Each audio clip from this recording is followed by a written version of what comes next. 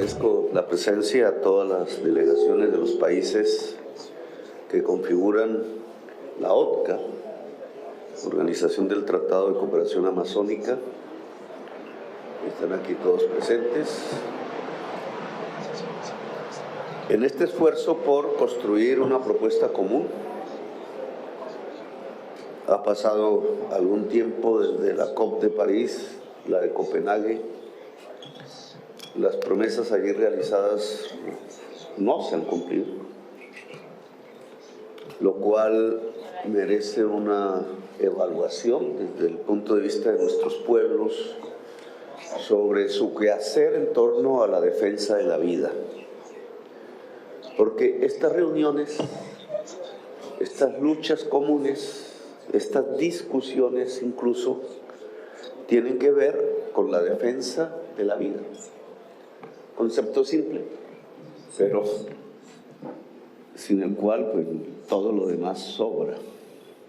Así lo decía el Premio Nobel de Economía Paul Krugman ahora en Bogotá, que vino a dar una conferencia en la Universidad Javeriana. ¿Qué sentido tiene hablar de tantas cosas en economía si no se aborda el asunto de la crisis climática?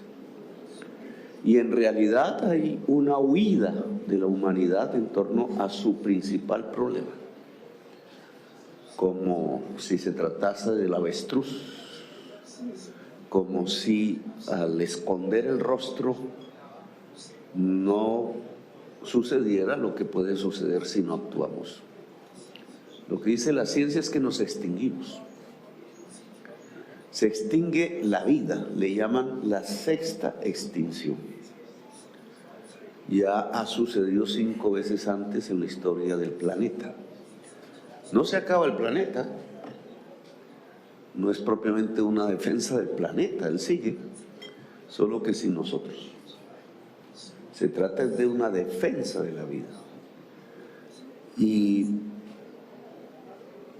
el signo de los tiempos, esta época que nos toca vivir, es y se marca a partir de que no se puede defender la vida sin el cambio, sin la transformación.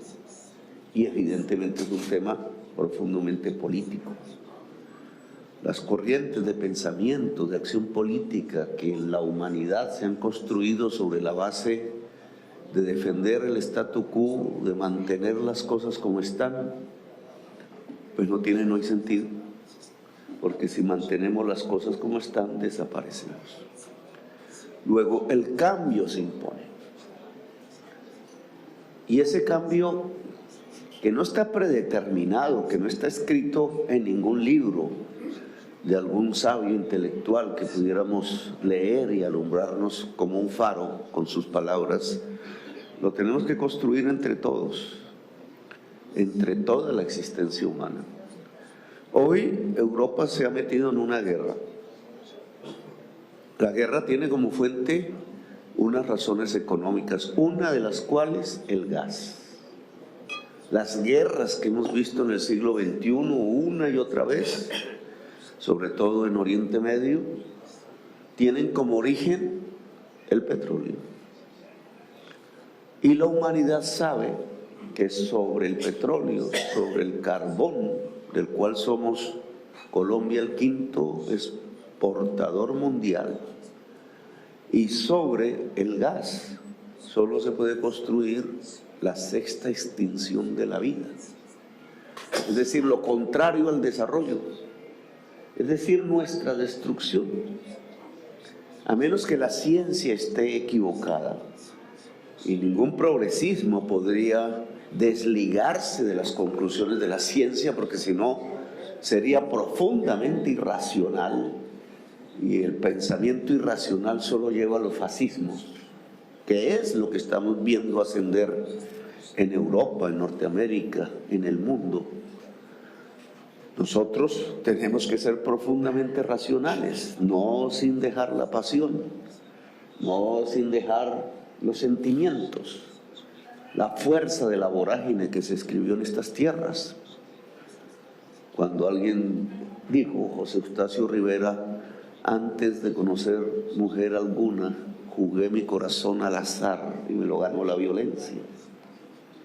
Las pasiones indudablemente han sido parte de la existencia del pueblo latinoamericano, pero es la razón la que puede guiar el progresismo. Y la razón hoy dice, a través de la ciencia, que tenemos que actuar, que hay que transformar todo el sistema económico mundial. Imagínense en ese reto.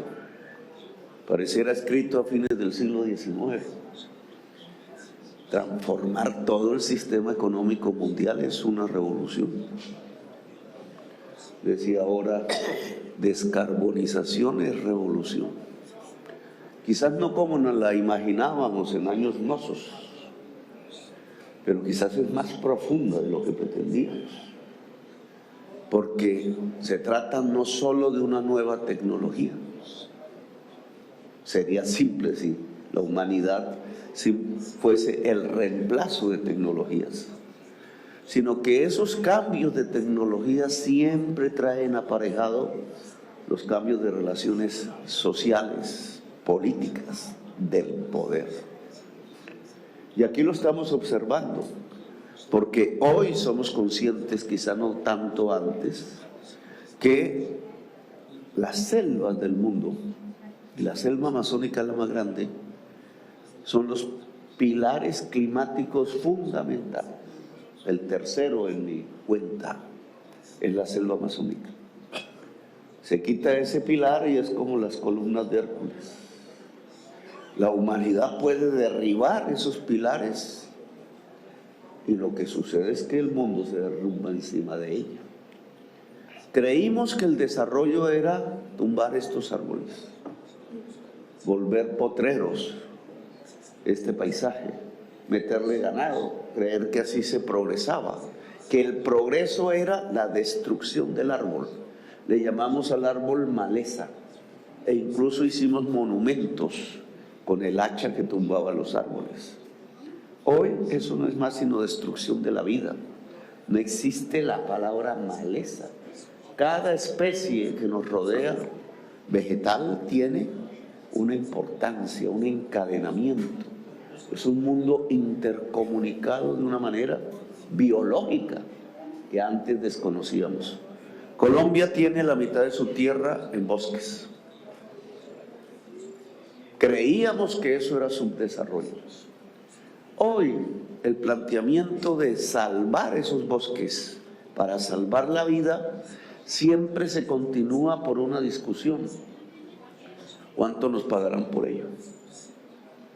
¿Por qué no hacer lo mismo que hicieron los del norte? Los del norte acabaron los bosques y mataron los indígenas. Ese es el desarrollo. ¿Tendríamos que hacer nosotros lo mismo? ¿O se está abriendo otra perspectiva completamente diferente? Hay otro tipo de desarrollo que tiene que ver con no tumbar el árbol. Es decir, que tiene que ver con proteger la vida. Ese reto de plantearnos entre nosotros esos caminos, que pasa por unas discusiones dificilísimas. Por ejemplo, ¿vamos a dejar explorar hidrocarburos en la selva amazónica? ¿A entregarlos como bloques de exploración? ¿Está ahí la riqueza o está ahí la muerte de la humanidad? Es una decisión que tendríamos que tomar en común. Obviamente, cada país es soberano. Cada país aquí ha vivido del petróleo, la mayoría. Nosotros hemos vivido del petróleo y del carbón en los últimos 40 años.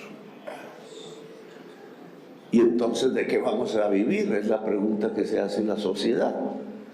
Pues podemos vivir del cerebro, podemos vivir de la ciencia, podemos vivir de otro tipo de desarrollos, podemos vivir de nuestra propia unidad abriendo caminos, podemos vivir del ecoturismo, aquí lo han mencionado, de la bioeconomía. La bioeconomía puede ser un camino de exploración científica y tecnológica tan amplia que podría darnos incluso respuestas desde el punto de vista de la salud humana a muchos temas que la humanidad no se ha planteado.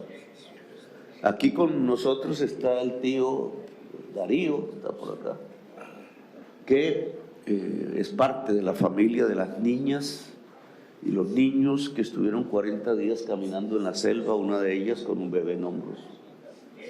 Sin más compañía, hola Darío, sin más compañía que un perro unos días. Se buscó 40 días y se encontraron primero porque esos niños habían aprendido de su comunidad cómo vivir en la selva. Cualquiera de nosotros hubiera perecido. Ellos sabían más que nosotros. Y esa es la importancia del saber ancestral. Y en segundo lugar, porque juntamos dos saberes. El del ejército que estaba entrenado en la ciencia occidental, el satélite, las imágenes nocturnas, etcétera, y el ancestral que simplemente convocaba a los espíritus para que los espíritus de la selva dijesen si entregaban a los niños o no. Y ambos saberes encontraron con vida a los niños. Es decir, que una unidad de la humanidad con saberes diferentes logró la vida. No crearla, sino sostenerla, defenderla. Yo creo que algo así, esa tarea común de la diversidad que se encuentra, es nuestra tarea aquí y es la tarea de la humanidad. Claro, si perdemos los tiempos de la vida en guerras, en codicia, en pensar, y creo que es lo que está sucediendo en el norte, en que puede haber un capitalismo fortaleza al cual no le importa el resto, porque puede vivir sin naturaleza en esa creencia, y por ello construyen muros para que la posible migración, que puede ser de miles de millones de personas del sur al norte, no se dé. Por eso no ha sido cierta la propuesta de los 100,000 millones de dólares anuales. Eso no existe.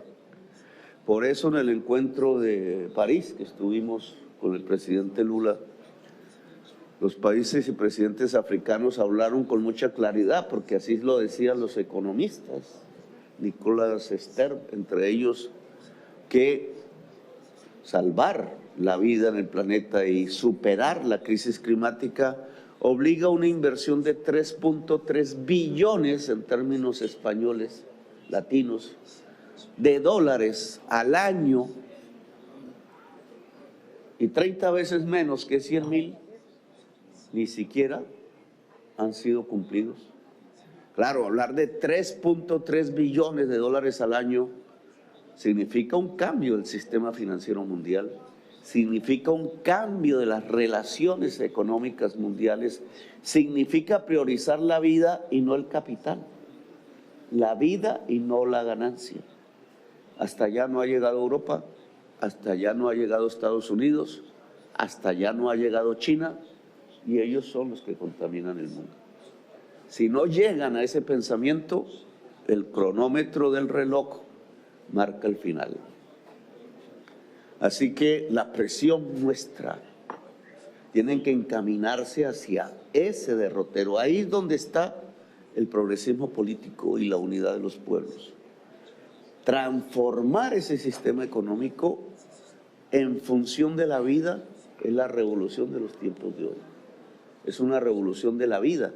Aquí estamos rodeados de esa revolución. Esta es la capital, la selva amazónica, porque es la explosión de la vida. Colombia ha logrado en este trimestre, según las estadísticas, detener en un 76% la deforestación.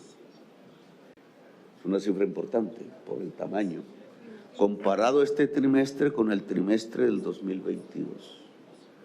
Para lograrla hubo que hablar con grupos armados, y una de las conversaciones centrales era no deforestar. Es decir, que en cierta forma la paz está comunicada con la vida, y era obvio, con la posibilidad de defender la selva. Hubo que hablar con las comunidades para estudiar mecanismos en donde su nivel de vida pueda mantenerse o superarse sin tumbar el árbol. Un desarrollo en la selva, no contra la selva. Esas conversaciones tuvieron como resultado esta estadística que podría dañarse, obviamente, no es estable.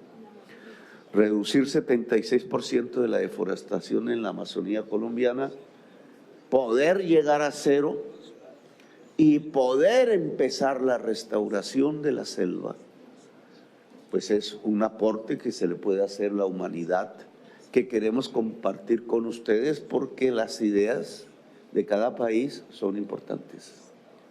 Son quizás más importantes que lo que hemos podido desarrollar como ideas individuales, nacionales. Empoderar la OCA entonces en Belén, en la próxima reunión de presidentes, darle el estatus de poder político que necesita, ponerla a hablar en común, tener un discurso en común en la próxima COP que se da en un país árabe y petrolero. Yo creo que son los objetivos que nos tenemos que trazar. Nosotros hemos propuesto cambiar deuda por acción climática. Los 3.3 billones anuales se podrían alcanzar en una parte significante si transformáramos el sistema de deuda mundial a partir de una emisión de derechos especiales de giro, que esta vez sería ambientales en el Fondo Monetario Internacional, cambiando la correlación de fuerzas que hay a su interior, porque esa emisión equivaldría a un plan Marshall de acción climática en toda la humanidad y equivaldría a una reactivación económica, pero ya en otro sentido, que no es la maximización de la ganancia, sino la maximización de la vida, en donde las puras inversiones rentables quizás se queden pequeñas ante la necesidad de enormes inversiones públicas planificadas para mitigar, es decir, cesar el consumo del petróleo y el carbón, y para adaptarnos, es decir, para que la vida en nuestros pueblos pueda resistir el embate del clima hasta que superemos el principal problema de la humanidad, la crisis climática. Así que les agradezco su presencia y nos vemos en Belém de Pará con el anfitrión, presidente Lula, en Brasil. Gracias, muy amables.